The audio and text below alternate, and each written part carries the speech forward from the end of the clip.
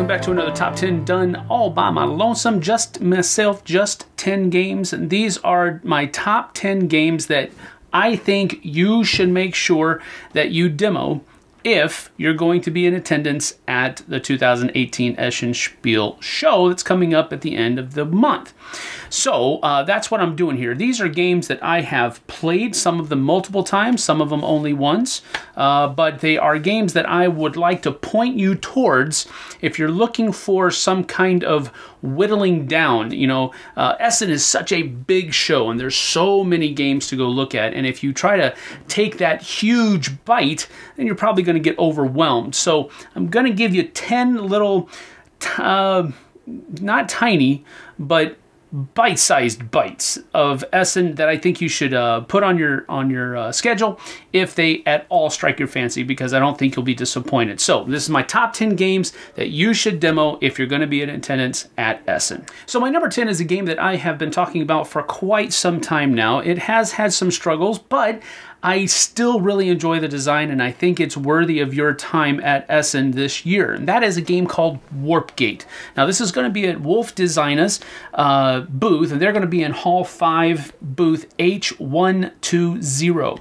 So stop by and check out Warpgate. It is basically a area control type game, but you're going to be scoring points, and there's a lot of other things going on. They have a great streamlined game coming here, and it has a lot of really neat twists and turns in it as well. There's some card play in it as well, and a little bit of planning ahead too. So I like the game a lot, and it strikes a very good balance between those different mechanisms that I mentioned. So take some time, go check out Warpgate, my number 10. My number 9 is a game that I had the opportunity to play at the Gathering this year, but I wasn't able to get it to the table. Just had other conflicts that were happening there, but we have played it here in the studios, and I really did enjoy it. However, this is a quirky kind of game. Now, it's called Treasure Island. Now, the whole idea behind Treasure Island is that a pirate has hidden his treasure somewhere on the island, and the players are other people that are trying to locate that treasure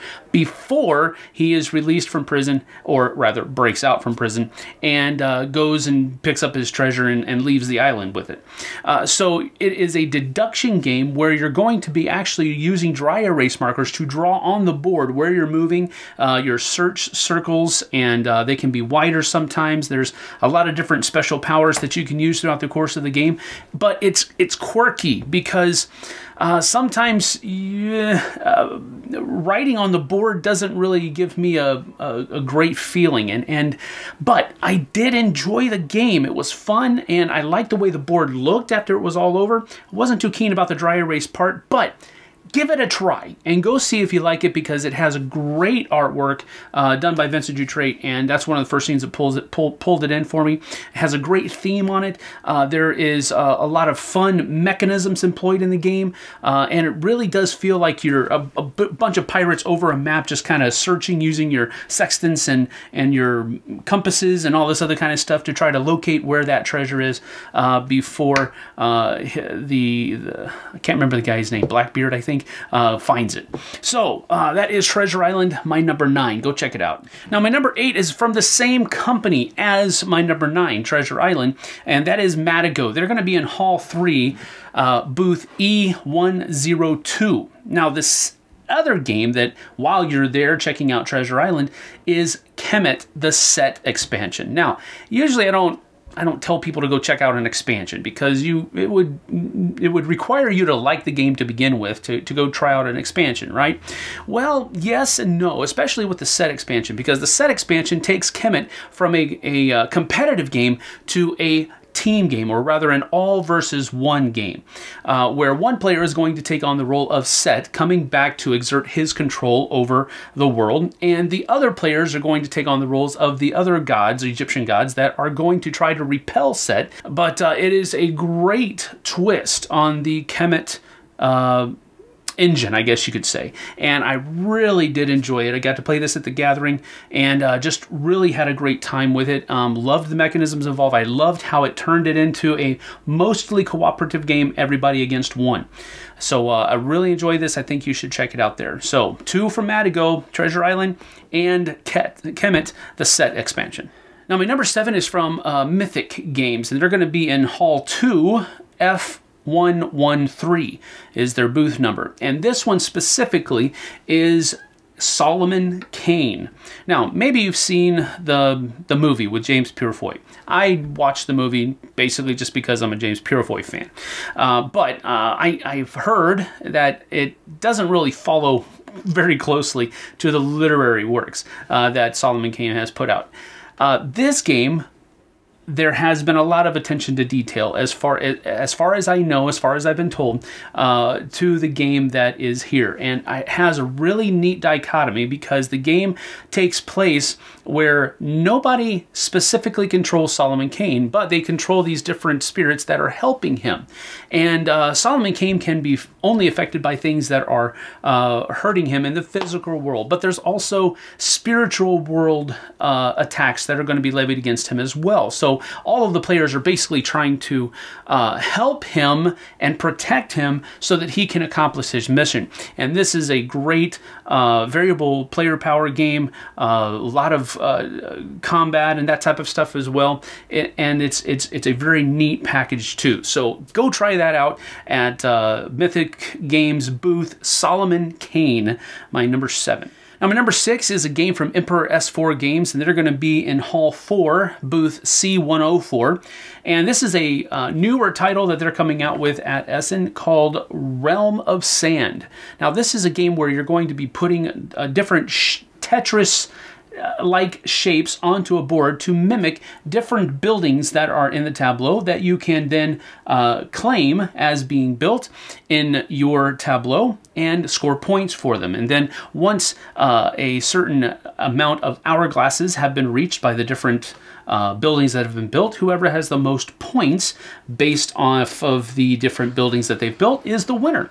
So this is just kind of like a twist on the whole Tetris genre that's out there, or Tetris-like genre out there. It's more two-dimensional than three, but I really do enjoy it. I like the fact that there's also variable player powers in it as well, something that you can do that nobody else can do. And so it's really fun. I did enjoy it a lot. That's Realm of Sand from Emperor S4, my number 6. My number 5 is a game that just came out, just finished a pretty strong Kickstarter this year from Restoration Games. They're going to be in Hall 1, booth D, as in David, 122. And this game is called Fireball Island, The Curse of Volcar. Now, I've played this a couple of times, I think 3 maybe, all together, and it is a blast. Now, this isn't the strategic, tactical game that you've been looking for that's just going to really burn your brain. No, it's a very fun, frolicky game where you're simply trying to gather the most points and get off the island first. And if you're able to do that, well, you have a pretty good shot at winning. But people are throwing fireballs at each other. There's rocks rolling down the hill that you have to dodge and try to get out of the way of, and all of this kind of stuff. It is a fun game. So if at all possible, you should go check out Fireball Island, The Curse of Volcar in Restoration Games booth. My number 4 is going to be at Everything Epic Games booth. They're going to be in Hall 5, booth C114. And this one is called Big Trouble in Little China, the board game. Now, this is based off of a very popular, almost a cult classic movie of the same name, Big Trouble in Little China, with starring Kurt Russell and a number of other people whose names I don't remember. Margot Kidder, I think, is one of them. I don't remember specifically, but Kurt Russell is one of my favorite actors, and this movie is one of the reasons why. It's just a great, fun action film that was back in the 80s, had a lot of great one-liners in it that we love to quote while we're playing the game, but that feeling of nostalgia, that feeling of, wow, you really captured the IP in this theme, just oozes out of this game. So if you've ever watched the movie and you enjoyed it, this is probably a game that you're going to enjoy as well. But even if you haven't seen the movie, it's still a really fun game with a lot of challenges in it too. So go check it out. That's Big Trouble in Little China, my number 4. Now, my number 3 is a game called Hellboy, the board game. Now, this is going to be at Mantic's booth, and they're going to be in Hall 6, booth G114.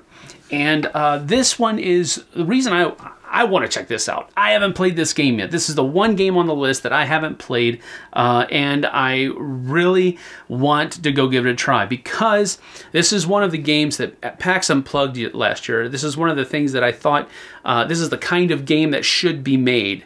You know, a team game where Hellboy and his group of superheroes, so to speak, are going out and fighting all of these bad guys. And shortly after that list went up last year at PAX, I got contacted by Mantic and say, hey, guess what we're doing? And so ever since then, I've been really looking forward to giving this one a try, and this will be the first time I have the chance to do that. So I'm definitely going to stop by Mantic's booth and give this one a whirl, and I think you should too, especially if you have any liking at all to the Hellboy universe. So that's my number 3, Hellboy, the board game by Mantic. My number 2 is a game that we've played here in the studio, and we really enjoyed it. It is a worker placement game that has a really neat twist on that worker placement. And this is going to be from Renegade Games Studios. They're going to be in Hall 1, booth C147.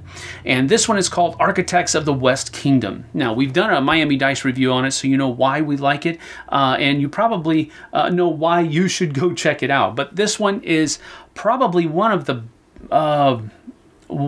most fun worker placement games that I've played in the recent past because of that extra taking groups captives and sending them back to the prison, and then you have to get them back out of the prison, and you can make money off of sending people to prison and all that kind of stuff. That was a really neat twist on the whole worker placement idea. So I really enjoyed it, and on top of that, there's a lot of other really neat mechanisms that go into it as well. Variable player powers. Everybody starts off with different levels of prestige and reputation and money, and so it really is a great, fun worker placement game, and you need to go check it out. That is Architects of the West Kingdom over at Renegade Game Studios booth.